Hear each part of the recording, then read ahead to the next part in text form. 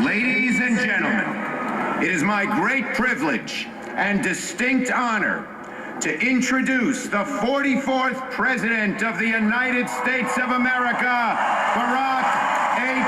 Obama.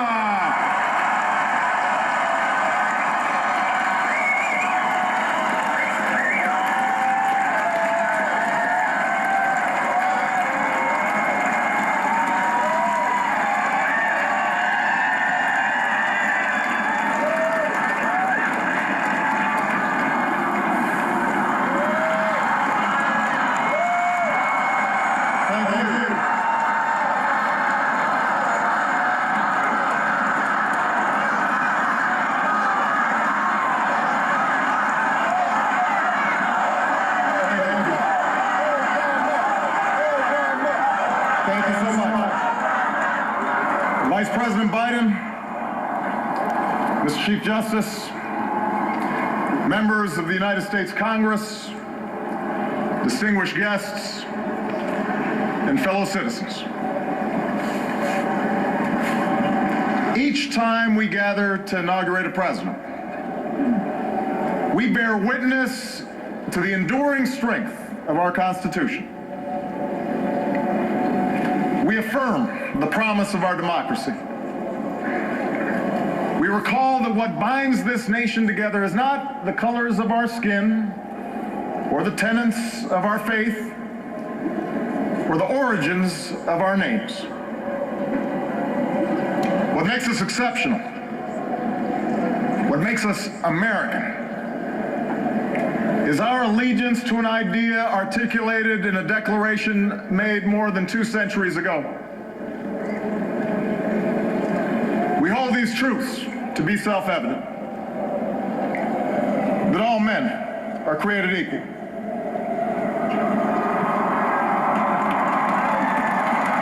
that they are endowed by their Creator with certain unalienable rights, that among these are life, liberty, and the pursuit of happiness. Today, we continue a never-ending journey to bridge the meaning of those words with the realities of our time. For history tells us that while these truths may be self-evident, they've never been self-executing. That while freedom is a gift from God, it must be secured by His people here on earth. The patriots of 1776 did not fight to replace the tyranny of a king with the privileges of a few or the rule of a mob. They gave to us a republic, a government of and by and for the people, entrusting each generation to keep safe our founding creed. And for more than 200 years we have. Through blood drawn by lash and blood drawn by sword, we learned that no union founded on the principles of liberty and equality could survive half slave and half free. We made ourselves anew and vowed to move forward together. Together, we determined that a modern economy requires railroads and highways to speed travel and commerce, schools and colleges to train our workers. Together, we discovered that a free market only thrives when there are rules to ensure competition and fair play. Together, we resolved that a great nation must care for the vulnerable and protect its people from life's worst hazards and misfortune. Through it all, we have never relinquished our skepticism of central authority, nor have we succumbed to the fiction that all society's ills can be cured through government alone. Our celebration of initiative and enterprise, our insistence on hard work and personal responsibility, these are constants in our character. But we have always understood that when times change, so must we. That fidelity to our founding principles requires new responses to new challenges. Preserving our individual freedoms ultimately requires collective action. For the American people can no more meet the demands of today's world by acting alone than American soldiers could have met the forces of fascism or communism with muskets and militias. No single person can train all the math and science teachers we'll need to equip our children for the future, or build the roads and networks and research labs that will bring new jobs and businesses to our shores. Now, more than ever, we must do these things together, as one nation and one people.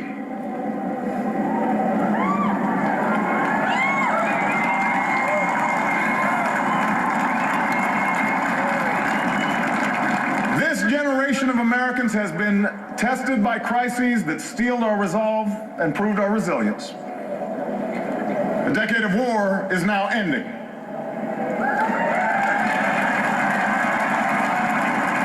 An economic recovery has begun.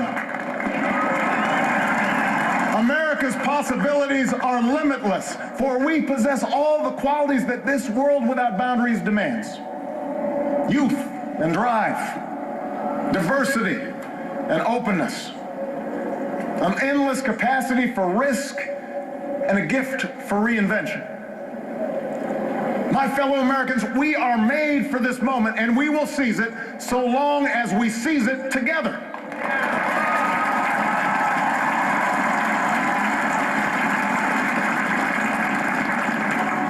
For we, the people, understand that our country cannot succeed when a shrinking few do very well and a growing many barely make it. We believe that America's prosperity must rest upon the broad shoulders of a rising middle class. We know that America thrives when every person can find independence and pride in their work, when the wages of honest labor liberate families from the brink of hardship. We are true to our creed when a little girl born into the bleakest poverty knows that she has the same chance to succeed as anybody else because she is an American, she is free, and she is equal not just in the eyes of God, but also in our own.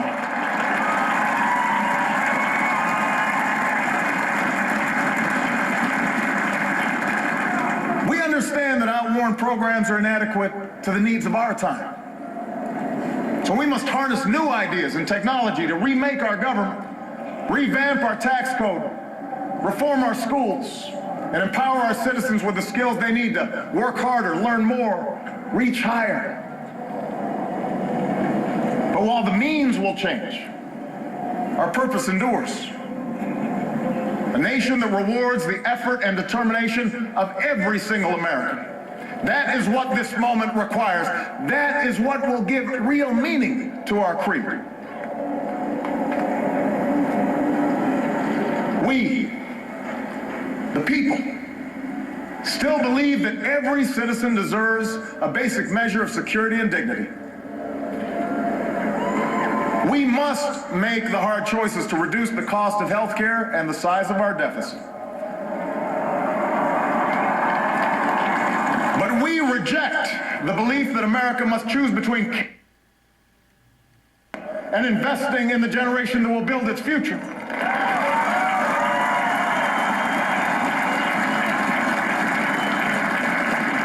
For we remember the lessons of our past, when twilight years were spent in poverty and parents of a child with a disability had nowhere to turn. We do not believe that in this country freedom is reserved for the lucky or happiness for the few. We recognize that no matter how responsibly we live our lives, any one of us, at any time, may face a job loss or a sudden illness or a home swept away in a terrible storm. The commitments we make to each other through Medicare and Medicaid and Social Security, these things do not sap our initiative, they strengthen us.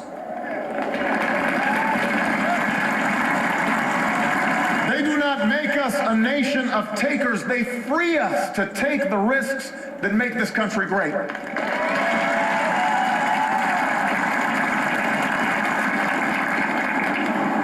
We, The people still believe that our obligations as Americans are not just to ourselves, but to all posterity. We will respond to the threat of climate change, knowing that the failure to do so would betray our children and future generations.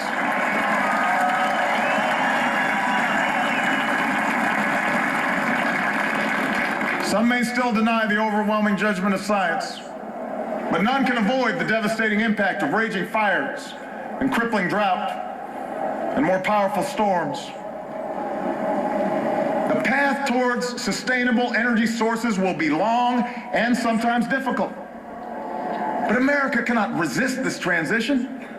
We must lead it. We cannot cede to other nations the technology that will power new jobs and new industries. We must claim its promise.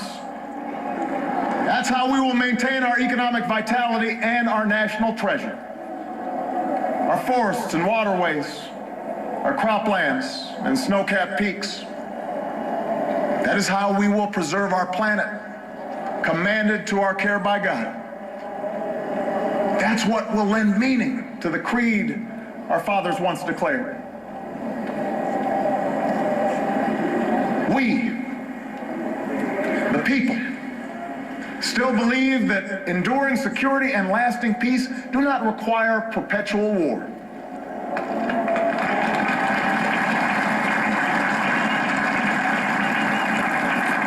Our brave men and women in uniform, tempered by the flames of battle, are unmatched in skill and courage.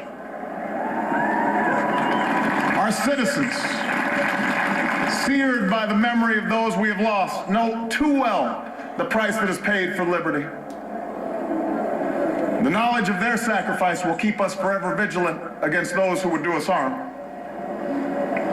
But we are also heirs to those who won the peace and not just the war, who turned sworn enemies into the surest of friends, and we must carry those lessons into this time as well. We will defend our people and uphold our values through strength of arms and the rule of law.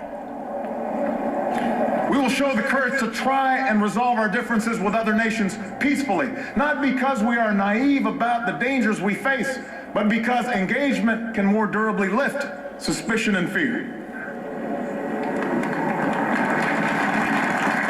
America will remain the anchor of strong alliances in every corner of the globe. And we will renew those institutions that extend our capacity to manage crisis abroad. For no one has a greater stake in a peaceful world than its most powerful nation. We will support democracy from Asia to Africa, from the Americas to the Middle East, because our interests and our conscience compel us to act on behalf of those who long for freedom. And we must be a source of hope to the poor, the sick, the marginalized, the victims of prejudice, not out of mere charity, but because peace in our time requires the constant advance of those principles that our common creed describes: tolerance and opportunity, human dignity, and justice. We, the people, declare today that the most evident of truths, that all of us are created equal, is the star that guides us still. Just as it guided our forebears through Seneca Falls and Selma and Stonewall, just as it guided all those men and women, sung and unsung, who left footprints along this great mall, to hear a preacher say that we cannot walk alone, to hear a king proclaim that our individual freedom is inextricably bound to the freedom of every soul on earth.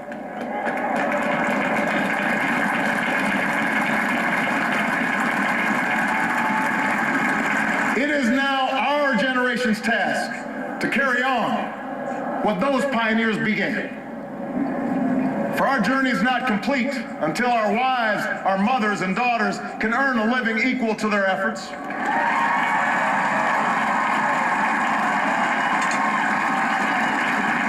Our journey is not complete until our gay brothers and sisters are treated like anyone else under the law.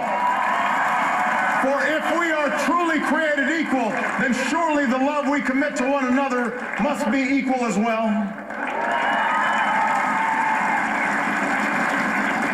Our journey is not complete until no citizen is forced to wait for hours to exercise the right to vote. Our journey is not complete until we find a better way to welcome the striving, hopeful immigrants who still see America as a land of opportunity, until bright young students and engineers are enlisted in our workforce rather than expelled from our country.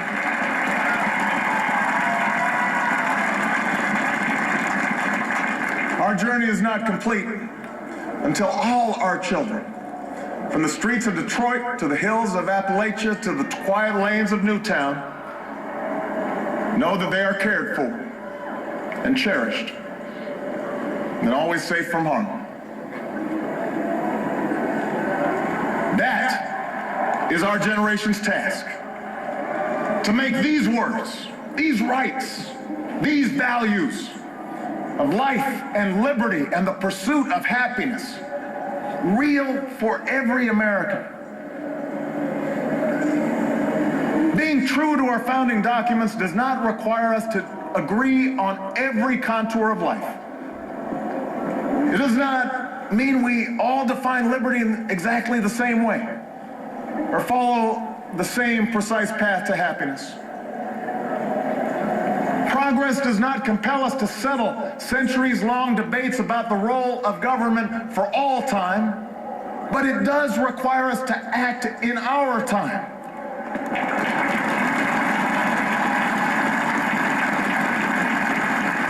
For now, decisions are upon us, and we cannot afford delay.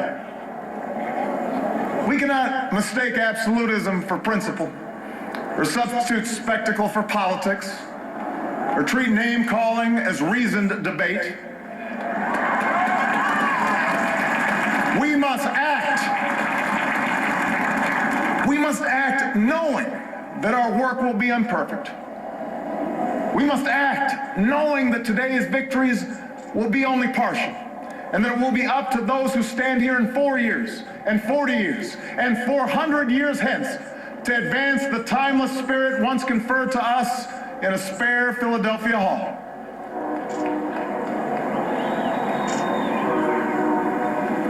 My fellow Americans,